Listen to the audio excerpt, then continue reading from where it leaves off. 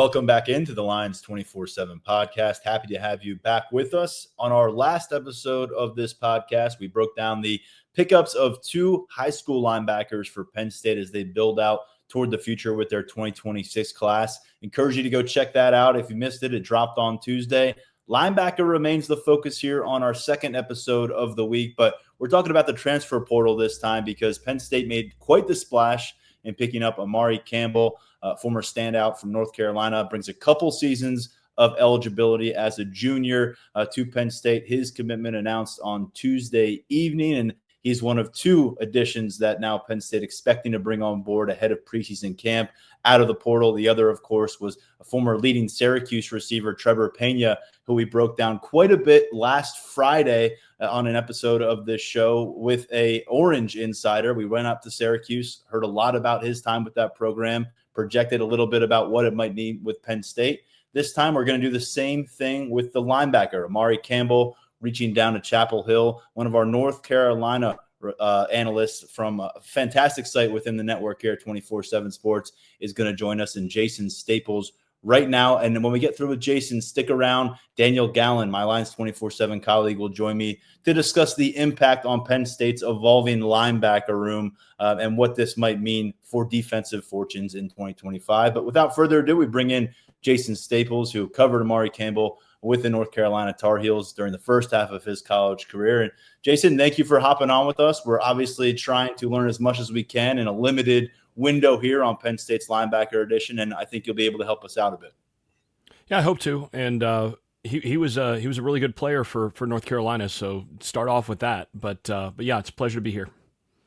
Well, let's begin with his departure. Let's begin at the end when it comes to his time with North Carolina football. Ultimately, how much of a surprise was his spring exit from the program, and what has kind of been the domino effect as you've gathered it as North Carolina deals with that reality? I think it actually took Carolina by surprise quite a bit. He was one of the guys that they had featured in some mic'd up segments and that sort of thing for social media during the spring. He's a returning starter, a guy that didn't show any real desire to get out of Dodge when the new staff under Bill Belichick first took over, and I think they really expected him to be one of those guys that would remain there and probably be a starter this year under that staff, and then all of a sudden he left, and I think that caught them a little bit by surprise. I think they were still trying to upgrade the room regardless, and maybe that's a factor in his decision. But we don't have a whole lot of information from his side in terms of why he made that call.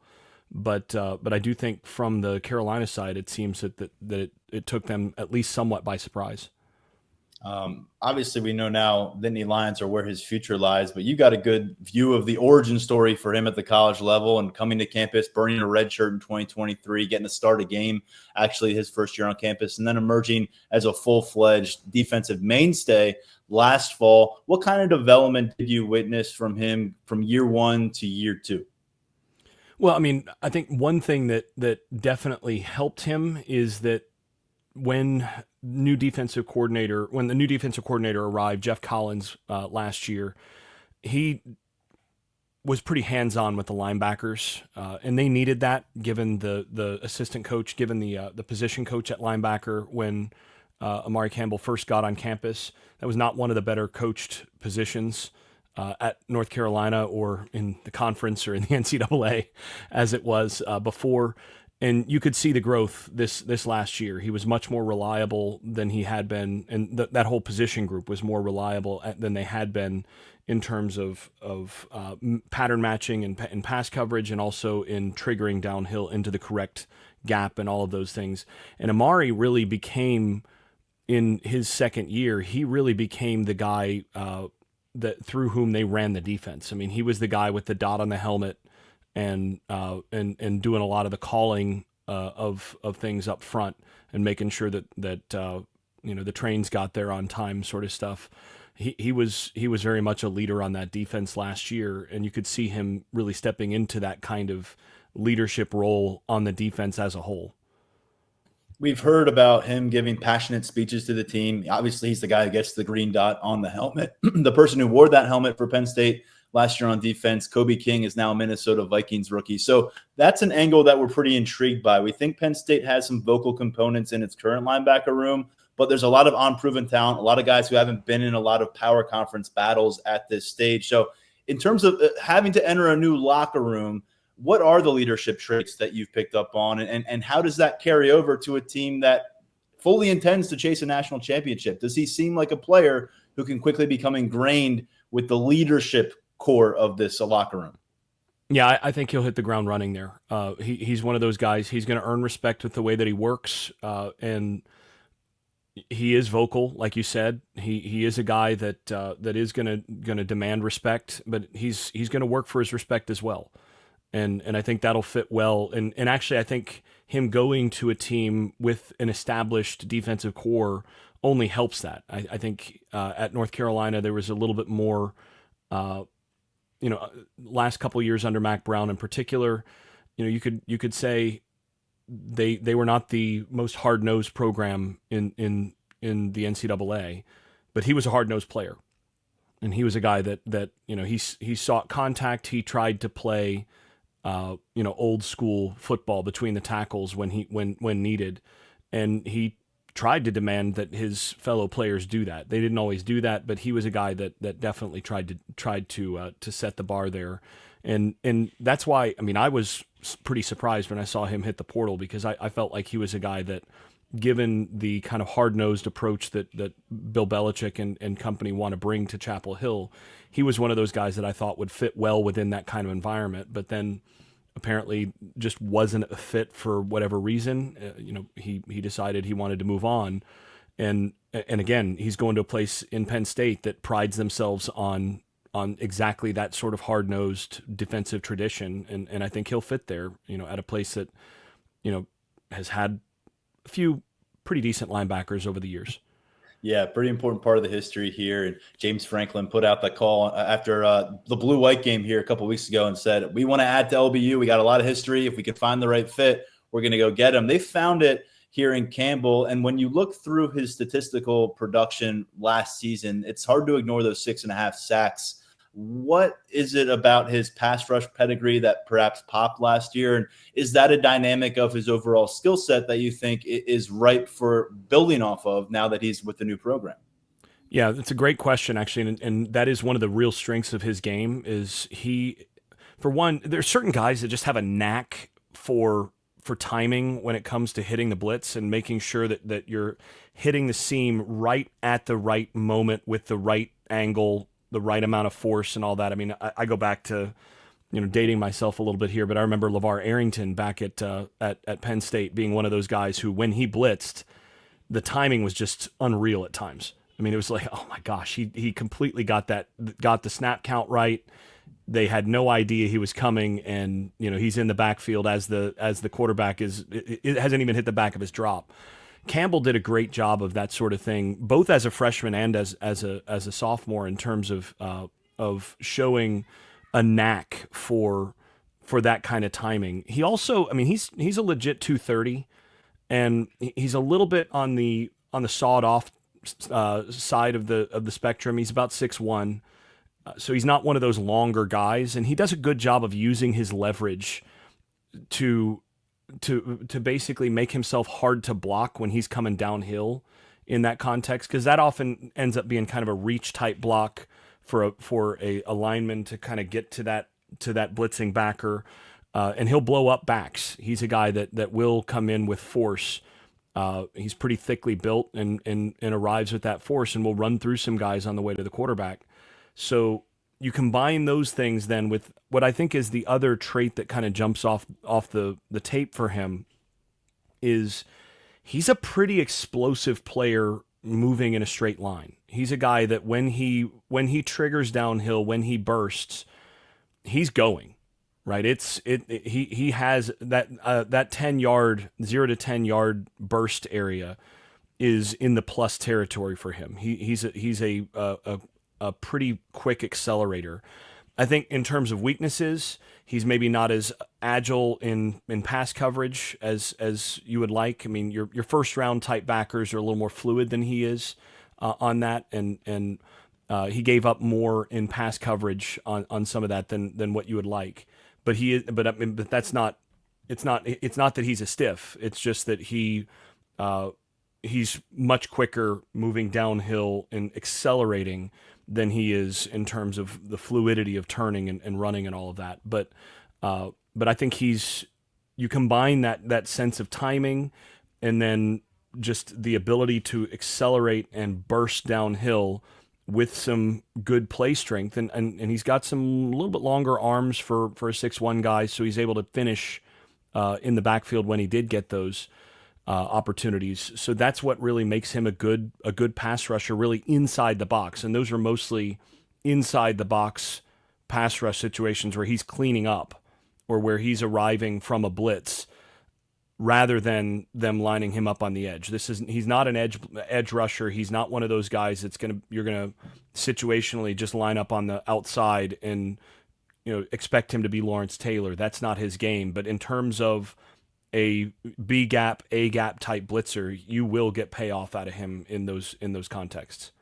Comprehensive scouting report right there. I think what a lot of our listeners and viewers will cling to was the brief LeVar Arrington comparison. They will hold on to that as long as they can. Of course, his son. I'm not saying he is LeVar Arrington.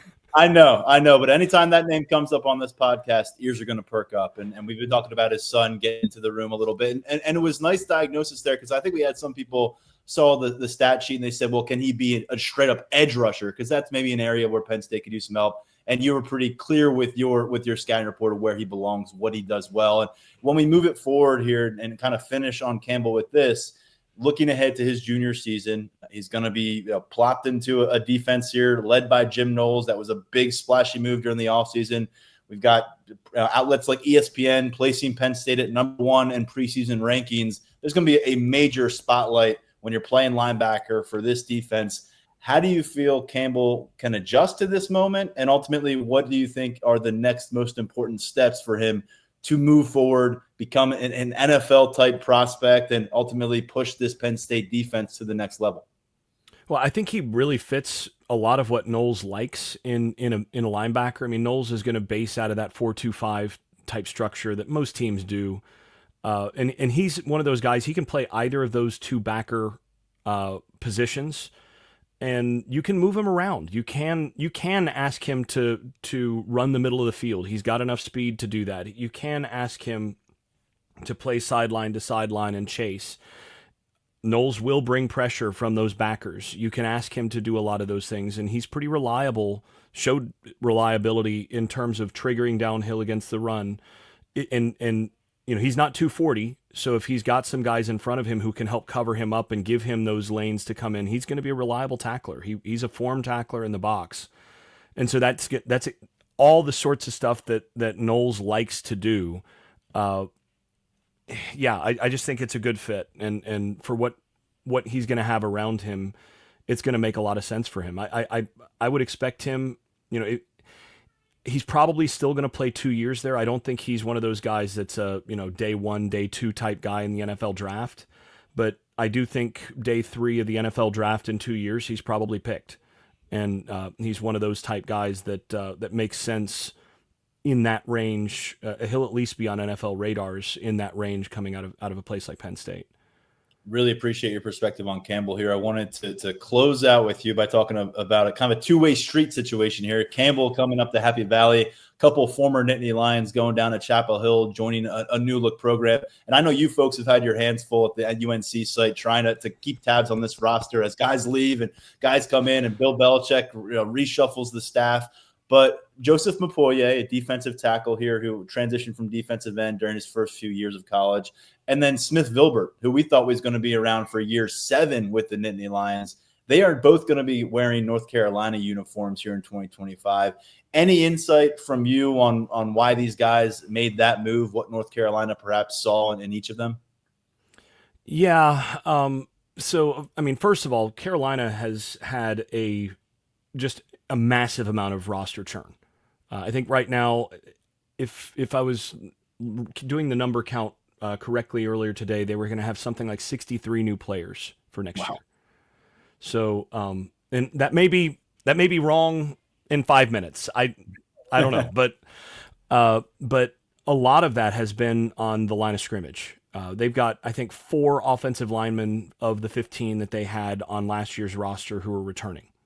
And on the defensive line, it's similar. They lost several of their edge players, a couple to graduation. Then their best edge player from last year, Bo Atkinson, is going to be a Buckeye now. He left immediately after spring as well, and that was maybe the biggest surprise. Again, that I think caught the Carolina coaching staff somewhat by surprise there. So they've needed warm bodies, if nothing else. And essentially what they're trying to do is they're trying to build towards a certain kind of template up front with quality bodies. I mean, obviously they need just roster space filled, but I think they identified in Smith Vilbert someone who could step in and probably be a day one starter at North Carolina. I'm not sure he was a starter at Penn State next year. He was not. No, yeah, we weren't totally sure he would be. Yeah, right. Yeah, I think he was probably the number 3, maybe number 4 defensive end in Happy Valley, and he's probably the number 2 guy at North Carolina to start with, sort of at that big end position that Atkinson leaves. You know, he's got some nice bulk to him, and he's somebody that they can kind of slide around. And with what they're going to do, I mean, it's a Belichick defensive system. They're going to be very multiple up front, and they're going to move. They want an edge who can play at 270, who can bump inside to the 3 technique, bump outside to the 5 or 6 technique, and move those guys around. And I think Smith Vilbert is a guy that they identified as somebody that could fit some of those things. With Mapoye, he's an interesting situation there too, because he's you guys know more about him probably than I do, and certainly than I do. And I think for them, they identified him as a really high ceiling player, somebody that still pretty raw in football terms, but athletically fits the profile that they look for. And I think what I saw, and you can confirm this. I actually have some questions for you about these guys. But what I saw is he had put on about 30 pounds, something like that, since he arrived on campus. He was listed at like 265 after last year. And you mentioned he was moving inside, which I don't think he really wanted to do. I think with him, they identified somebody who, again, gives them some of that flexibility of somebody who can play the edge, who can also bump inside, who can do some of those things, but with plus explosiveness. That if they can build on that and coach him up, I think they think they got somebody that can be a really good player down the line. Not necessarily a top. I don't think they expect him to start this year. I think he's probably in the 4 slot for them this year, but somebody that, again, they needed bodies on the edge, and somebody that has potentially the explosiveness to be a plus level player in the ACC for them on the edge and kind of moving around that defensive line. And they've really favored getting versatile pieces that they can move around, that have enough size, but also could burst and be a factor coming downhill. So I'm curious about your end of this as well. So tell me what you know on that end as well about those 2 guys. Yeah, I mean, when it comes to Vilbert, he's the guy that we saw in team facilities like 4 days before he hit the portal. This was back in like late February. And so we all just figure he's locked in. He's a 7th-year player. He's been through this program, ups and downs. But to your point, we weren't necessarily penciling him as a starter, but top 4 rotational piece at defensive end, just as he was last year. And last year, he really proved that he could handle that kind of a role after being absent the previous couple regular seasons. So I think with Mapoye, he's a guy that we just haven't seen much of. We get our one look at practice a week. Early on in his career, he was on the perimeter. Of late, he's been in the middle. Has more of a gut. He was a pretty thin, trim defensive lineman when he got to campus. Definitely a developmental piece of that class a few years ago. And so he's certainly somebody that I don't think a lot of us saw a path towards playing time from week 1 on. Maybe he could work behind the scenes. Maybe some attrition happens and he becomes one of those guys who has to step up. But even as a 3rd-year player here with the program, didn't feel like Mapoye was going to be a main component of the defensive tackle or defensive line plan, whereas that certainly was the case for Smith Filbert. So a couple guys, very different stages of their development here with Penn State.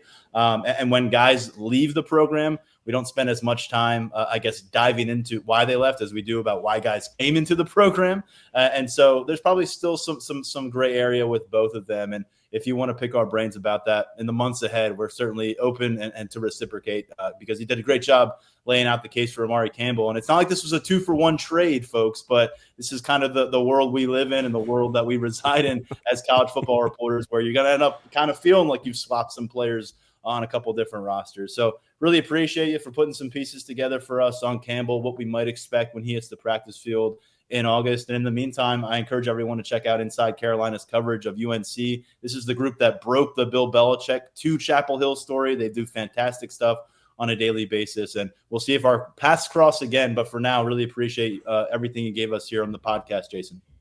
Appreciate it, and this was fun. Have a great off season, as it's more adventuresome now than ever. But yeah, it should be fun for you guys up in Happy Valley this next year.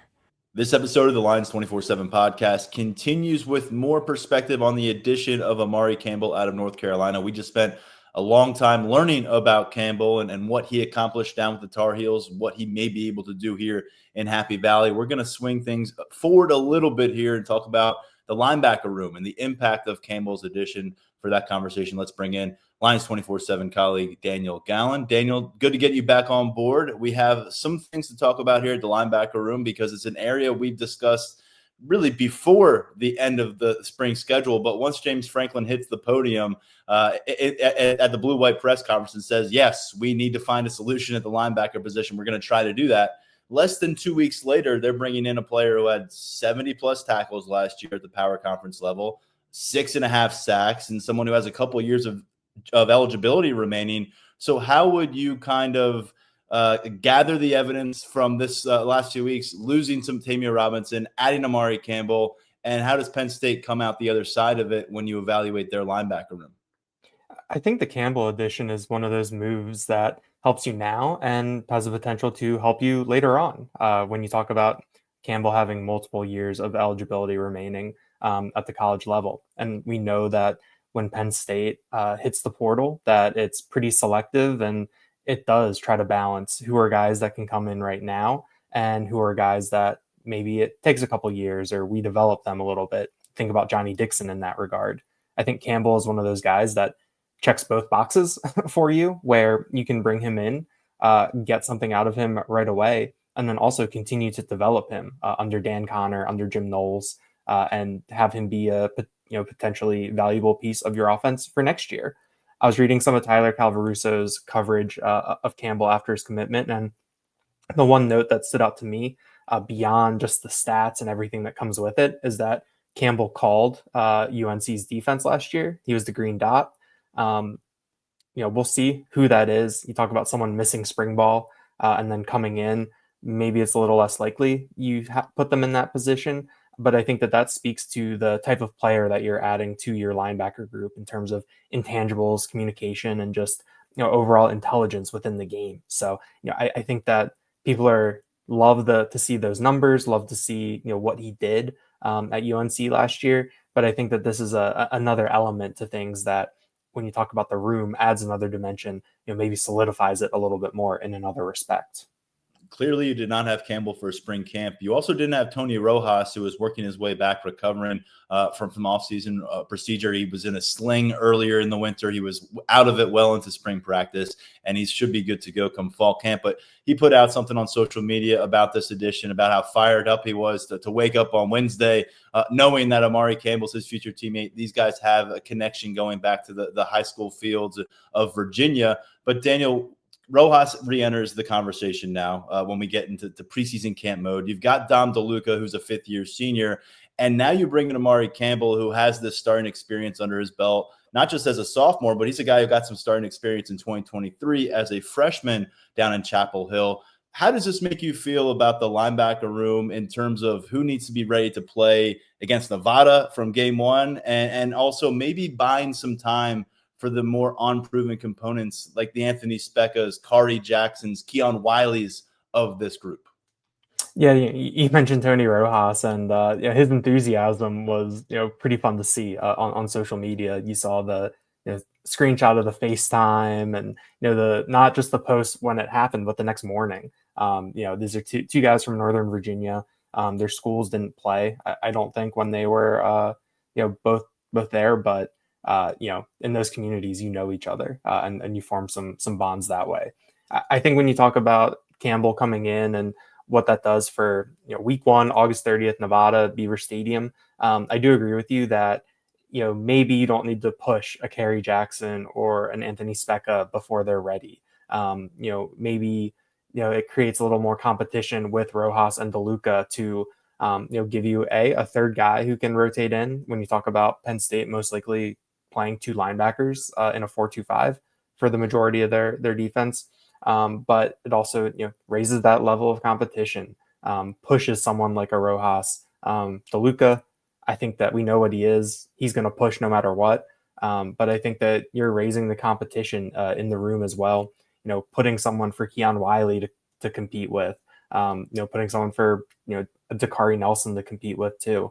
I think that you add another dimension in that way that I think can be helpful now and later on in the season. And you're not going to put someone out there before they're ready. I mean, you talk about this is a team that has national championship aspirations, and I think it's going to be an interesting balance with some of these younger players where, balancing like, can you afford to experience some of these guys' growing pains while you're trying to win a national title?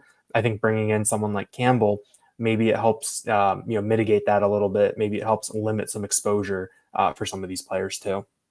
Campbell's abilities as a pass rusher stand out on the surface as well. You get into some of that film from last season, not just the 6.5 sacks, but he's a guy who had a few QB hurries. In addition to that, Pro Football Focus had him credited with 23 total pressures across about 800 defensive snaps in 2024. Daniel, we've seen second-level blitzing over the course of our time covering Penn State. I mean, we've seen cornerbacks put up big sack numbers depending on who the coordinator is.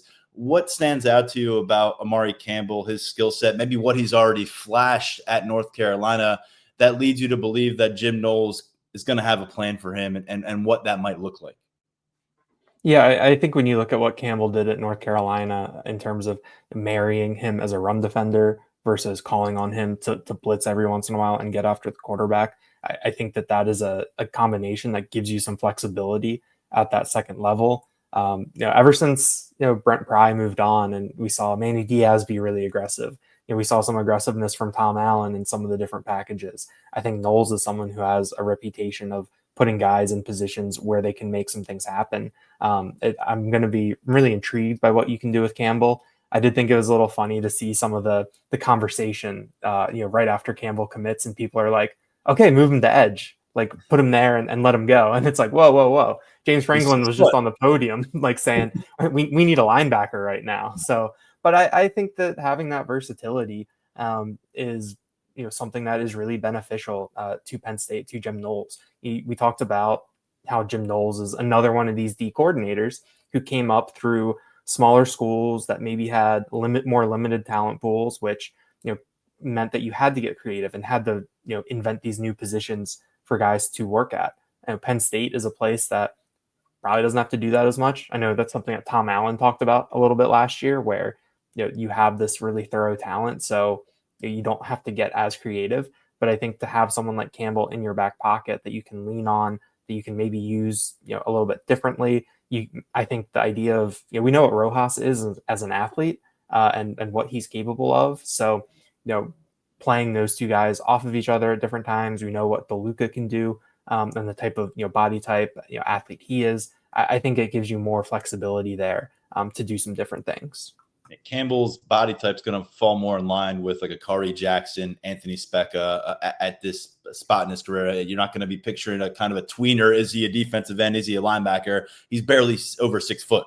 So that's kind of where he's at, but he's proven it with the production at the power conference level. He now makes the move from North Carolina to Penn State. And we'll see. I mean, we talked about what it meant to Tony Rojas to wake up on Wednesday with the knowledge that Amari Campbell's his new teammate. I'm curious how it was received internally by a guy like Anthony Specca, who was clearly on the rise throughout spring camp, a guy that we have certainly penciled in for a larger role here as a redshirt freshman. You throw Kari Jackson into as a redshirt freshman as well. Keon Wiley coming off of that lost season as a redshirt junior. Then a couple freshmen who've already been on campus for several months now, and LeVar Arrington II, Alex Tate, and you'll soon add Cam Smith out of St. Joe's program in Philadelphia as a freshman linebacker. Feels like you've got a little bit more time bought, a little more cushion bought with some of those younger pieces of this room, adding a talent like Campbell. And Daniel, to put a bow on the post-spring transfer pickup conversation here on the podcast, they stacked this one on top of Trevor Pena. That's 3 transfer additions at wide receiver. This is their first ever transfer pickup at linebacker during the portal era under James Franklin. We've seen guys show up to campus ahead of preseason camp, not be involved with spring ball, and make an impact as transfers. Hunter Norzad on the offensive interior, Chop Robinson as an edge rusher. When you look at what Penn State has done since we walked away from Beaver Stadium, I guess walked into Beaver Stadium because Pena committed during the blue-white game festivities, but what they've accomplished here in the last 12 days or so, touching up this roster for a championship push, what kind of a message do you think it sends here locally and then nationally? I think it continues a lot of what we've seen and heard, going back to December when Kyron Hudson and Devontae Ross get in the boat. I think that you saw Penn State being aggressive and acknowledging their needs. And remember, like Kyron Hudson and Devontae Ross, like that was before the wide receivers went catchless in the Orange Bowl. So it's not like Penn State has been, was kind of like, oh no, we need to do something after that game. This is something that they've known for a while. And we knew it at different times during the season last year. And so for them to step out immediately in December, be aggressive, I think that set the tone for what they were trying to accomplish. I think you look at the other guys that they brought in that winter window. I think that you have guys that can make an impact now. You have guys that can make an impact last year. But I think that in terms of signaling your intentions, I think Hudson and Ross were the 2 big ones that stood out to me. And then it's just continued going through.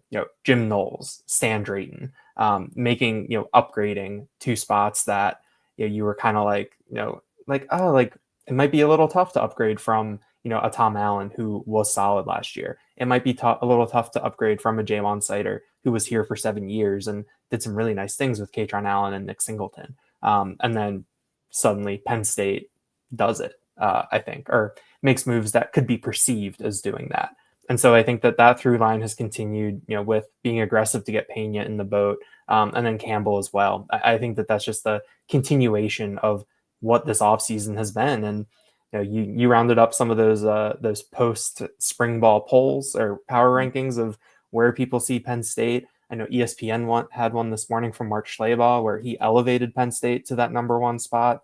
I think that Penn State has signaled that you're going for a national championship. I think that they got really far last year, and you saw what the margin for error was between being in the semifinals and playing for that national championship. And so I think around holistically, you have to raise the level across the board. I think Penn State has really tried to do that. My one Campbell note is I think I have to do a little bit of a mea culpa, because I think after the blue-white game, I said that I wasn't sure that they would get him, in the portal, because I saw SMU's name there.